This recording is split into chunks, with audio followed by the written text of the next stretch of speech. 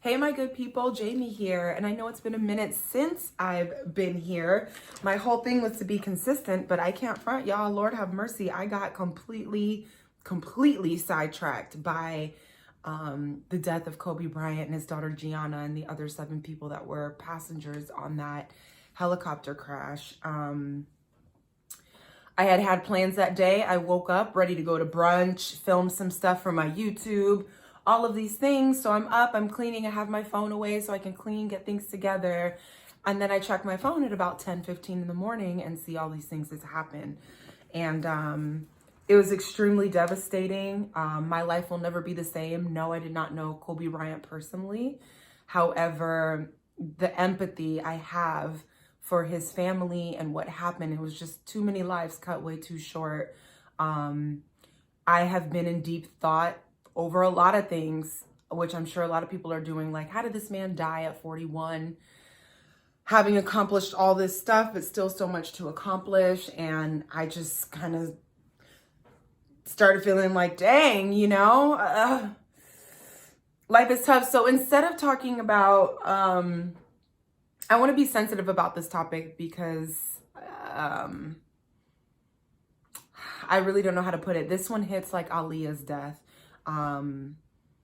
Seems like it could have been avoided. It was a life cut too short, an extraordinary life.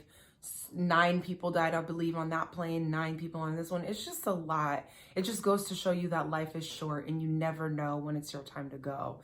So with that being said, I'd like to share with you guys 6 things that I learned from Kobe's passing. If you feel like you've learned something, I'd love to hear what you have to say in the comments. Please subscribe to my channel. It is my goal to become a YouTuber and have 14,000. Woo! 4,000 watch hours and 1,000 subscribers. So I'm just going to keep sharing with you guys until we find my niche, but I have a lot of value to share and I'm learning how to share that. So stick with me. One of the things I learned from Kobe's passing is that what you do does matter. The wisdom you share and the effort you put in show what's in your heart. I had to annihilate the belief once and for all that what I do doesn't matter.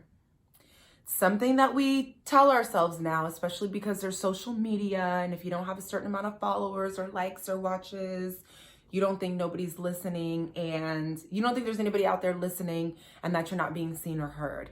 I feel like it all the time. Like, there's some videos that I put up that I thought were great and full of wisdom and has 15 views. And it's just like, what does it matter if I say anything or not? Like, if I keep my wisdom to myself for myself or just with my immediate friends, like maybe that's enough.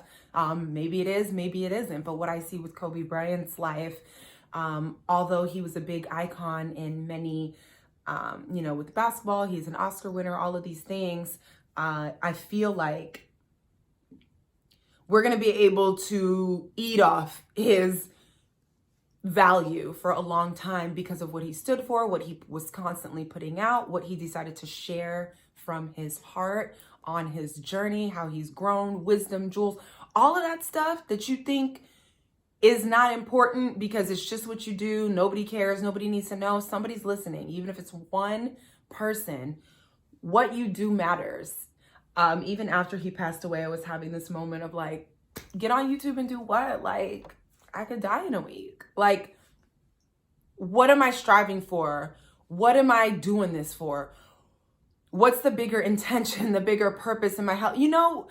Death really has you rearranging your priorities. And I've really been going through it this week. Like, whoa, I got to stop putting so much weight on thoughts over here and really live to the fullest, because tomorrow's not promised. It's just not. You can do all of the things.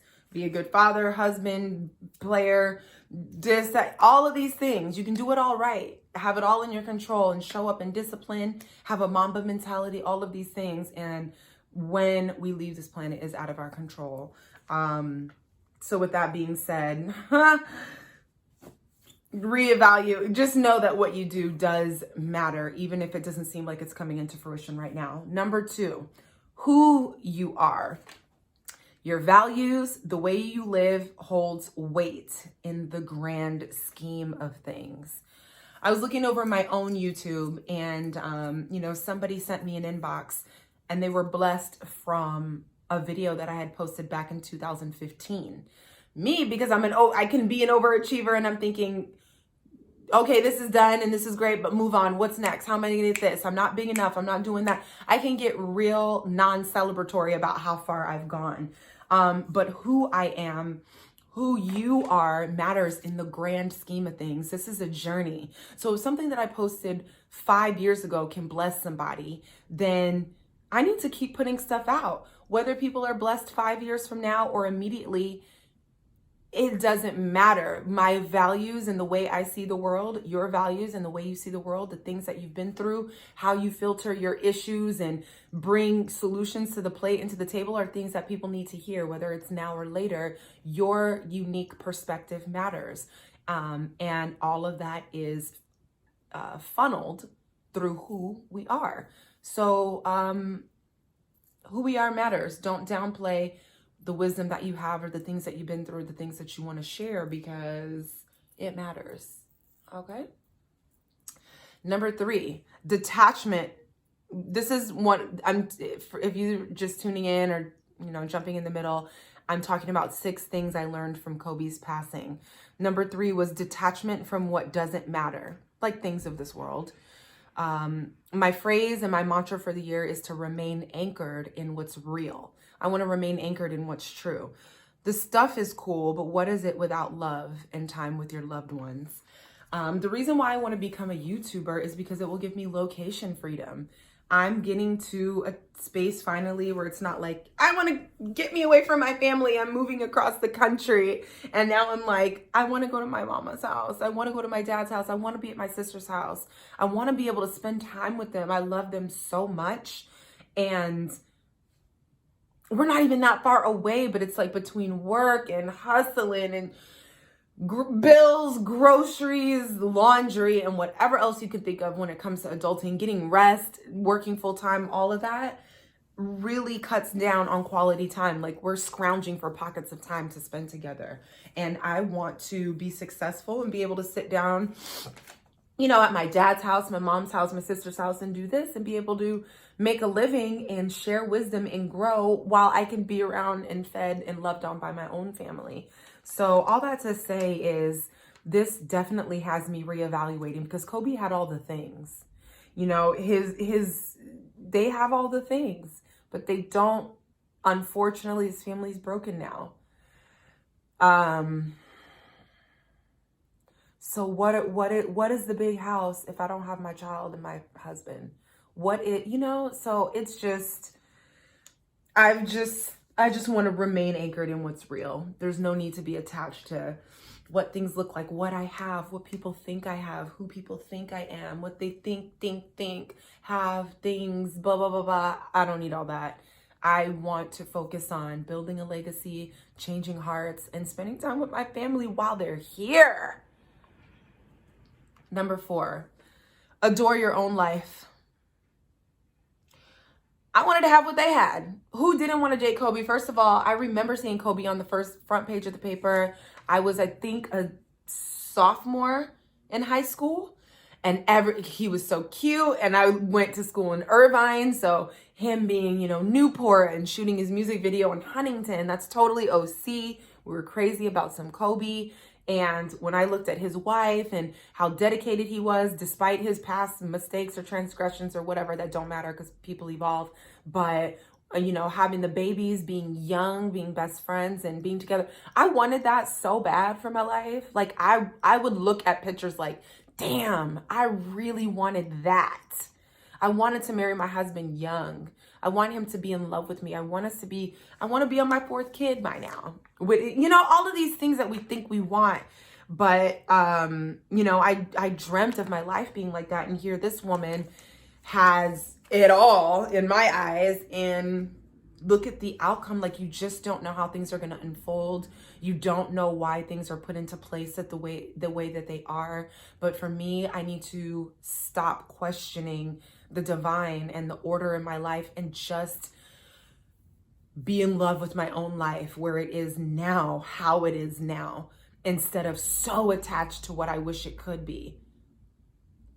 That was a wake-up call. I'm not even gonna front. This is a little vulnerable because, you know, you don't want to be caught up in comparison. But I swear I would look at them and be like, oh my God, I really wish that was me.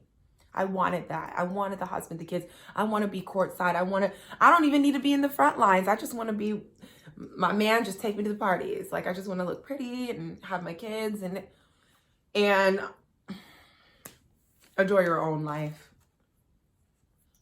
Just be in love with your own life and your own path, because we just don't know why things are the way they are or why they unfold the way that they do. But it's all in correct timing and order. And for us to try to complain and compare, it's unnecessary. Number 5. This is number 5. The 5th thing I learned from Kobe's passing. Get all you can out of life. I know at times I struggle with not doing certain things because I don't feel like it. Or I used to save certain things like perfumes or an outfit for later or a special occasion.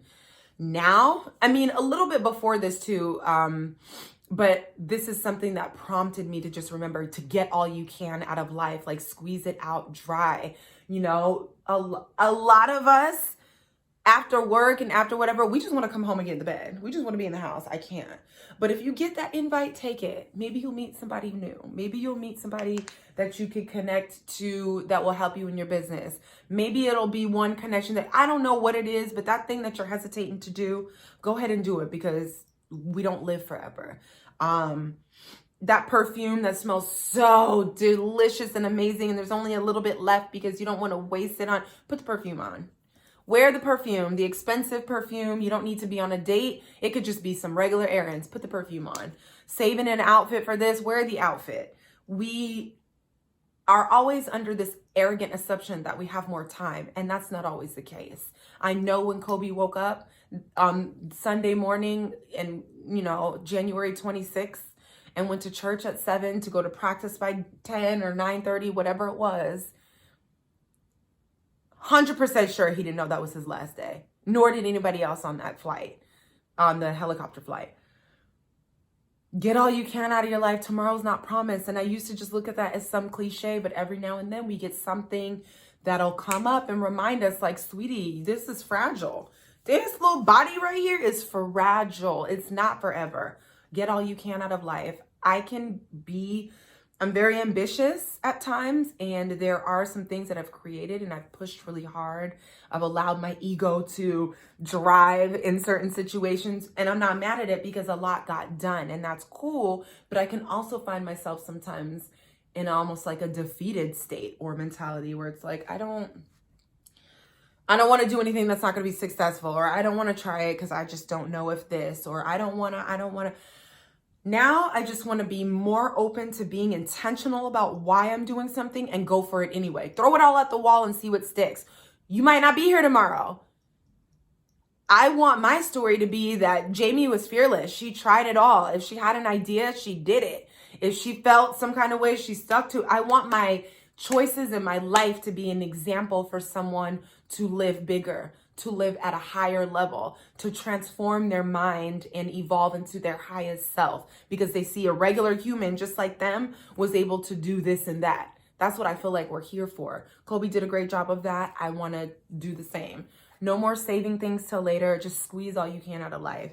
Do the event, launch the course, DM the boy, have the baby, take the trip, buy the $160 perfume, shave the head. You feel what I'm saying? The last thing that I learned from Kobe Bryant's passing is to be present. We hear it all the time. There's a million memes about being present and all these things, but put the phone down, engage, take it all in. Your surroundings in each moment is all you have. That is it. Today I called off work and I went to the spa because that's what I felt like doing, and my body was in pain. And instead of focusing on customer service all day, I customer served myself. So I went to the spa, and while I was sitting there getting my yoni steam, I was watching the clock. And even as I was just watching the clock, I could just hear it tick, and I'm just hearing the rhythm of each second and not even trying to get more present, but just opening myself up to the moment in each second that I was hearing, the vastness of the space that is offered in a second. And to just open and be in gratitude, to just open my heart and take it all in without force, but just being there and present. And it was just nice to acknowledge the seconds that went by. I don't do that often. I just be trying to get through the day. Can't wait to get off work. I'm gonna go get groceries, go to the gym, go home. Then I gotta get up and do it. We're living like the next thing. We're living so fast forward. Yeah, we're living so fast forward that we're not even be present. Something I had the pleasure of interviewing Ed Milet. He's a motivational speaker. He's got 2 million followers on Instagram. So I figure majority of you know who he is. But he was talking about the Sunday before Kobe passed that he was both of their daughters play volleyball together. And he was able to observe Kobe and being a father. And they were waiting so long for these games and for all of this stuff to happen because they were the last games, when you do tournament games all weekend and then the last one is like group whatever. And he was just like, he wasn't on his phone. He was very engaged. He was helping his daughter. When the game ended, he had his daughter around his arm. I would assume this is Natalia. Talking to her all the way from the court to the back and just engaged and present and listening. If you don't think anybody could be busy and on the phone, it could be Kobe Bryant. I'm sure there's a gazillion things he could be doing. But why when all you have, I don't want to miss a thing with the people I love. I don't want to miss a thing in my present moment. I don't want to be so consumed about what's going on next, what's going on around all of this when I could be right here. So let's try to be more present. When you feel yourself rushing to the next thing, you'll know because you get anxiety. You'll start to feel it right up in here, like, calm down. Those things will get done. Those moments will come. Just like those seconds. Pace yourself with the rhythm. Just be present. We can be here now. Do you know what I mean? So these are things that I'm actively thinking about daily as I make a shift and grow. I'm not just on here to preach about what other people should be doing. We're walking this journey together. So I hope you were able to get something out of this. I would love to hear what you got out of Kobe Bryant's passing. He brought us so much value. And it wasn't only him that passed. It's just we know more about him. So yeah, I just wanted to come with you with something. I got to get back on the ball. I've got so much stuff to share with you guys. Thank you so much for tuning in. If you think this will bless someone, share. And please subscribe to my channel. There'll be so much more to come. Thank you for watching and have a good week. Peace.